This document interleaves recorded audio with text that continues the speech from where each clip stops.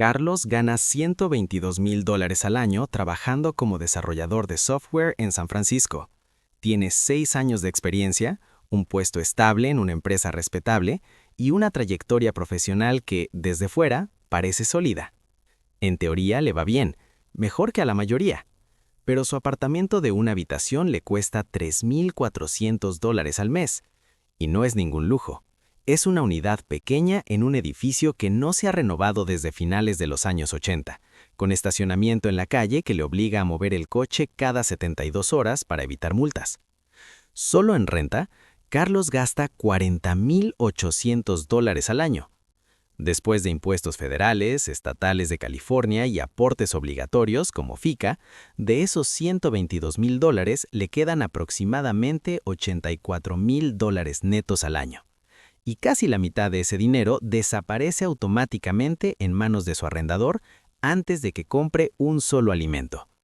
Cuando suma comida, particularmente cara en San Francisco, transporte, alguna cena ocasional fuera, suscripciones, servicios y los gastos básicos de existir en una gran ciudad, Carlos logra ahorrar unos $400 al mes. Algunos meses menos, otros meses nada. $400 al mes con un salario de $122,000. Tras 6 años de trabajo, Carlos tiene $23,000 ahorrados para la jubilación y conduce un Honda Civic usado. Ese es su patrimonio neto a los 31 años. Está agotado, mentalmente cansado. Empieza a sospechar que ningún ascenso, ninguna promoción y ningún aumento salarial será suficiente para salir adelante. Cada incremento que recibe desaparece absorbido por el costo de vivir en San Francisco. Mientras tanto, su excompañero de universidad, Miguel, tomó una decisión diferente hace 3 años. Aceptó un empleo remoto y se mudó a Boise, Idaho. Miguel gana $94,000 al año, casi $30,000 menos que Carlos. Sin embargo, paga $1,400 al mes por un apartamento de 2 habitaciones con lavadora dentro de la unidad y estacionamiento incluido. Su carga fiscal estatal es mucho menor. Sus compras de supermercado cuestan menos. El transporte es más barato. En general, todo es más accesible. Miguel ahorra alrededor de $1,800 al mes. Ya tiene $130,000 en cuentas de retiro y recientemente dio el pago inicial para comprar una casa. Carlos gana más dinero. Miguel está construyendo riqueza. Esto no es un rompecabezas ni una paradoja extraña. Es lo que se conoce como la trampa geográfica, uno de los mayores destructores de riqueza personal y al mismo tiempo uno de los más ignorados. Si vives en una ciudad de alto costo de vida convenciéndote de que las oportunidades, la cultura o el ambiente lo justifican, puede que estés viendo cómo tu futuro financiero se evapora cheque de renta tras cheque de renta. Mi nombre es Mateo, y paso demasiado tiempo pensando en por qué el lugar donde vives suele importar más que cuánto ganas. Si estás trabajando duro en una ciudad cara y no entiendes por qué no logras avanzar financieramente, presta atención, porque lo que viene puede cambiar por completo la forma en que ves tu código postal. Aquí está la verdad que casi nadie dice en voz alta. $1 no siempre vale lo mismo. $100,000 en Manhattan no representan la misma realidad financiera que $100,000 en Memphis. Y la diferencia no es pequeña. No estamos hablando de un 10% o 20%. En algunos casos, el poder adquisitivo cambia un 200, 300 o incluso 400%. Sin aumentar tu salario, puedes multiplicar tu riqueza efectiva simplemente mudándote. Según datos de costos de vida, ciudades como San Francisco y Nueva York están cerca de un 80% por encima del promedio nacional. Los Ángeles ronda el 50% por encima. En contraste, ciudades como Oklahoma City, Memphis, Indianápolis o Kansas City se sitúan entre un 10 y 15% por debajo del promedio nacional. Y si ampliamos el mapa a nivel internacional, países como Portugal, México, Colombia, Tailandia o Vietnam pueden tener costos entre un 50 y 70% inferiores al promedio estadounidense. Traduzcamos esto en dinero real. Imagina un hogar que gana $100,000 después de impuestos en una ciudad con un costo de vida 80% más alto. Esos $100,000 ofrecen el mismo nivel de vida que aproximadamente $55,000 en una ciudad promedio de Estados Unidos. En otras palabras, tu poder adquisitivo se reduce casi a la mitad.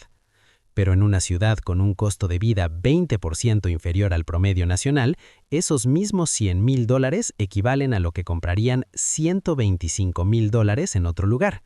Sin aumentar un solo dólar adicional, tu riqueza efectiva aumenta un 25%.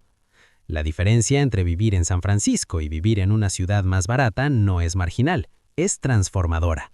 El mismo trabajo, la misma carrera, el mismo esfuerzo, pero una versión de ti apenas sobrevive y la otra construye patrimonio real. Y aquí es donde el daño se vuelve exponencial. Carlos ahorra $400 al mes. Miguel ahorra $1,800.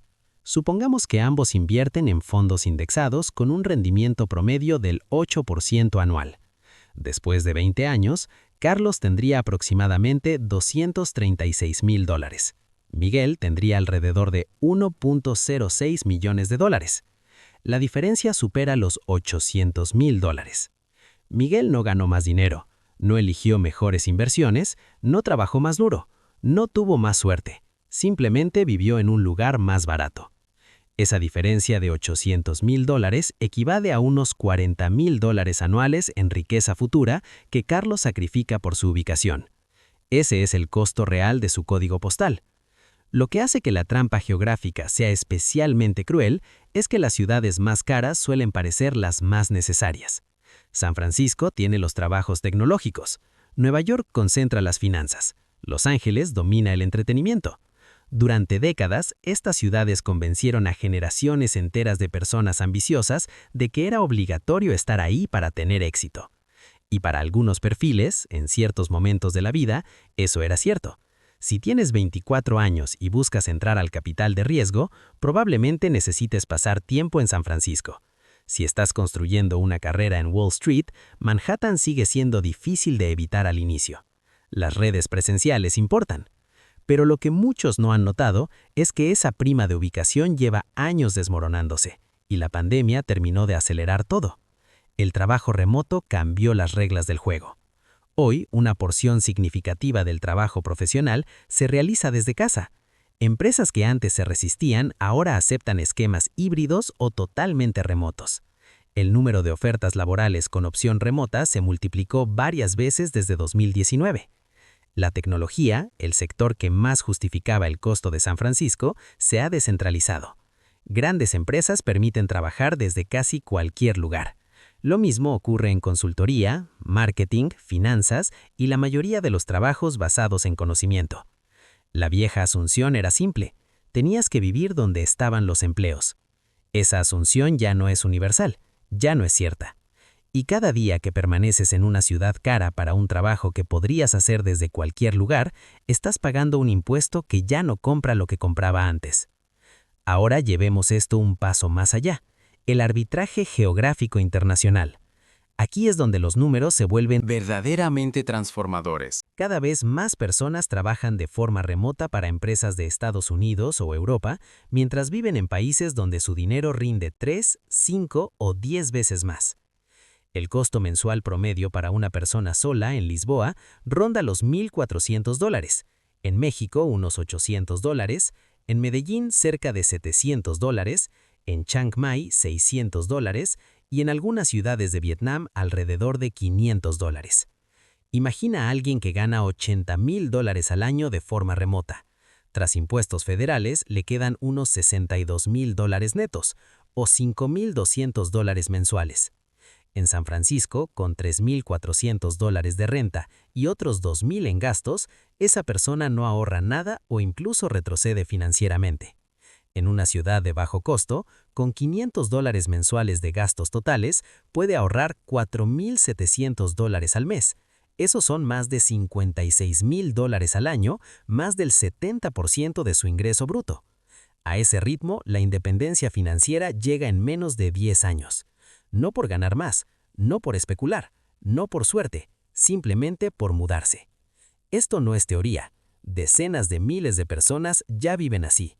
La población de trabajadores remotos internacionales crece año tras año. No son solo influencers o programadores extremos, sino contadores, diseñadores, escritores, gestores de proyectos y consultores normales que entendieron que la ubicación es la variable con más apalancamiento. Por supuesto, no todo se reduce a dinero. Las relaciones, la familia y la comunidad importan. Vivir cerca de padres mayores, mantener una red social sólida o amar la energía de una gran ciudad tiene valor real. Pero aquí está la pregunta clave. Quedarte en una ciudad cara te cuesta $40,000 al año en riqueza potencial, y aún así eliges quedarte. Entonces, implícitamente estás diciendo que lo que recibes vale al menos eso. Tal vez lo valga, pero ¿lo has decidido conscientemente o simplemente has aceptado la situación por inercia? La mayoría de las personas no elige pagar la prima geográfica, simplemente la absorbe, la normaliza y la acepta como inevitable, pero no lo es. La ubicación no es identidad, es una variable financiera, y es la más poderosa que tienes. Carlos y Miguel no son distintos en inteligencia, esfuerzo o educación. Dentro de 20 años, uno será financieramente libre y el otro seguirá intentando ponerse al día. La diferencia no será suerte ni talento, será el lugar donde decidieron vivir mientras trabajaban. Tu código postal no es destino, es una decisión, y cada día que no la tomas conscientemente, estás pagando un impuesto silencioso que nunca aceptaste. Si esto cambió tu forma de ver dónde vives, ya valió la pena. Nos vemos en el próximo.